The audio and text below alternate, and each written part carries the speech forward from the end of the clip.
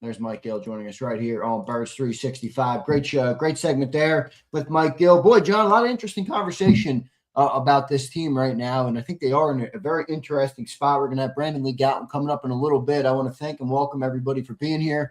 We do have a couple of super chats we will get. Before I do that, I do want to ask John what you think about just the being honest with themselves part of it. I think a lot of times we've talked about this AJ thing as, well, the team's going to get worse, but is there a small sliver of you that believes, hey, maybe it's the right thing to do if this offense has reached, its shelf life, which everything does have a shelf life, and you can get a first-round pick back. I don't know. I don't think that's where they are, but I do love that phrase you've used in the past where the hardest thing to do is be honest with yourself. I think that applies to many things in life. Do you think that's a fair thing for the Eagles to look at right now, or how do you see that? Yeah, well, look, I think they would have made a lot of changes if they were capable of from a cap standpoint. They just weren't capable of. That's what I was talking about with that offensive discussion. They're locked into this offense for the most part. They couldn't move away from it. If you think about the standpoint of Dallas Goedert, well, you can move on, but if you move on, you're taking the $20 million hit. The offensive line, it's clear by the rework contract, they're concerned about the long-term efficiency of Landon Dickerson at this point. Obviously, Cam Jurgens getting stem cell treatment with Landon Dickerson, both of them. Lane Johnson's far closer to the finish line than the starting gun. I think we all understand that. Could have walked away in this offseason. Saquon Barkley fell off a cliff. A lot of that was due to the offensive line, but it is what it is. I mean, I talked about it in season. The only guy who improved or maintained was Devontae Smith. That's it. Yeah. And generally, as you get older, as Mike pointed out, that generally doesn't. You don't start to go backwards generally and then go forward again. Yeah, right. Now, down years are a thing. Down years are a thing. Yeah. Do you think it's a down year for most of these guys? Well, I do think it was a down year for the down year guys with the potential to go up, I think, are AJ. I think Saquon will go up from last year, but get nowhere near 2024. And those are two guys where the shelf life's not that much longer. I mean, even if they do bounce back year, how much longer is it bounced back? Cam, from a health perspective, that's strictly health. Nobody knows. How about Jalen? Jalen Hurts, obviously the quarterback. Yeah, I think, if he just plays differently, I think he'll be better. And by play differently, I mean put the running aspect back into it. I think he'll be better. Well, let's be honest about that conversation too. Dual threat quarterbacks have not had as long of a shelf life in the NFL. And he is going into year 7, year 6 as a starter. So I don't know. I don't think Jalen's best days are behind him. I really don't. But if he's not going to run, I do think it's a different conversation.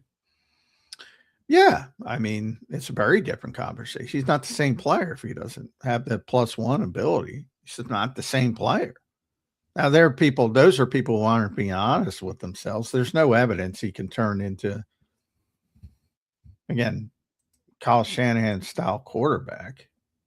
People are just, you talk about blind optimism. That's like, I really like this guy. I'm a fan of this guy, and he can do anything. I mean, that's just not how it works. I'm not. People think I'm picking on Jalen Hurts.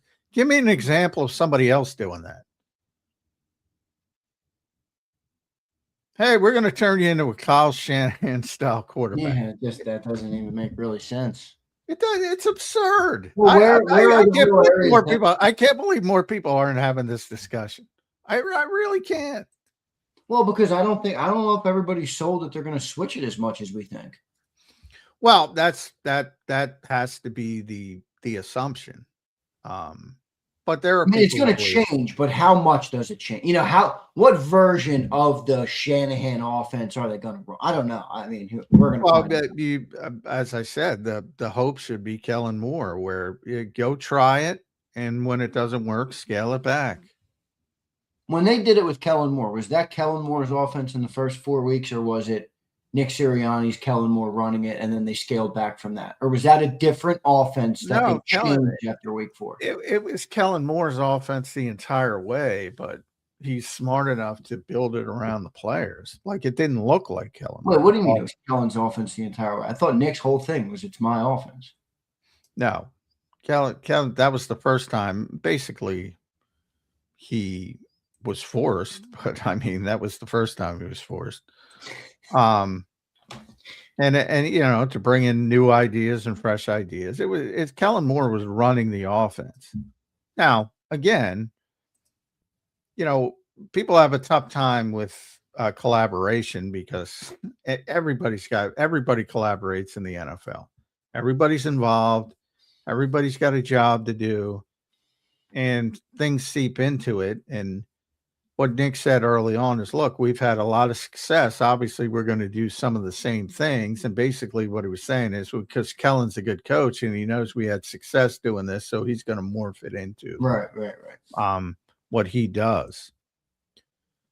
Now, they seem to be taking it even farther this year. But again, it's March. It's laboratory time, as I said. Everybody's got their little notebooks, and this is going to work, and they're going to diagram this, and this is when Sunday comes, it's a different conversation. Yeah. And then they get on the field, and it's like, oh shit. And then that's what happened, and they scaled it back. And obviously we're very successful doing so. So, I mean, that should be everybody's hope if you're an Eagles fan, that's what goes on. The worst thing is, you're just going to pound the square peg in the round hole and say, nope, we're doing this. No matter what, we're doing this. And that's just bad coaching. So I've always defaulted to, if Sean Mannion's as good as people say he is, or as good as some of the compliments he's got, he's not going to do that. No, so I've always they're all compliments on potential. None of it is. I mean, he's 33. He's never called a play, John. I mean, we have no clue what this guy. Well, no, but I agree. Obviously I've said that. I mean, it's kind of absurd if you think about it. But the lack of experience, it really is absurd when you think. But I mean, I'm saying I believe the people who think he's sort of a natural when it comes to offensive football. I believe all that, but. And if he is, well, then he will adjust. He's not going to force him to play like Brock Purdy. Why would he? What sense? I don't know what he's being told, man. Like, I still don't know, and I'd love to get the answer to this, and I don't know if we ever will. Is Jalen Hurts running less? Is it organizational, or is it Jalen Hurts? Is it his agent? Is it Jalen? Is it them saying don't run as much? You got to extend your career. Which, by the way, makes a lot of sense, everybody. I mean, you want to extend your $50 million a year window, to when you're 35 years old, not to when you're 30 years old. You want to be at the front. You want to be the face of Jordan. This is business decisions. But is it Jalen or is it the organization? Well, again, people hate that word, but it's a collaboration. What I can tell you is late in the season, there was like, whether you want to put a dampener on it, I think it was part organizational, part Jalen Hurts. Everybody was on board. Let's extend the shelf life.